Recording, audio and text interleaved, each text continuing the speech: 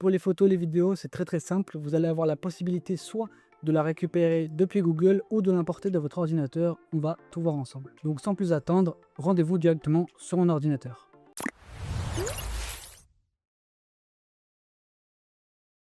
Comme vous pouvez voir, on est sur le même parcours que j'ai utilisé la dernière fois. On a toujours le titre et on verra dans un autre tutoriel comment ajouter une image de présentation.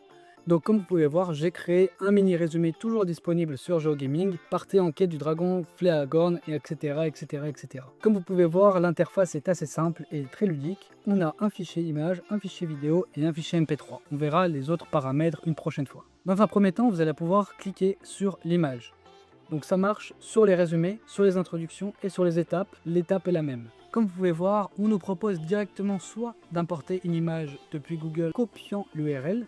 Donc on va faire un test tout de suite. Donc pour l'URL, je suis allé directement chercher une image. Donc j'ai cherché image fond d'écran, ça marche avec n'importe quelle image. Si vous avez une image par exemple d'un château, d'un personnage ou d'un fond, n'hésitez pas à mettre celui que vous voulez. Moi pour l'exemple, je vais choisir par exemple celui-là qui est en format horizontal. Je vous conseille également de faire la même chose.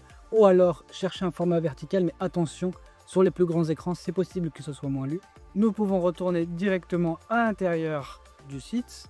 Dans la source, je vais copier l'image. Comme vous pouvez voir à gauche, ça s'affiche bien, donc c'est bon. Dans la description alternative, c'est par exemple pour les personnes malvoyantes ou aveugles. Les personnes vont pouvoir lire le braille directement depuis l'image, donc c'est mieux pour référencer la page et pour que ce soit plus ludique pour tout le monde.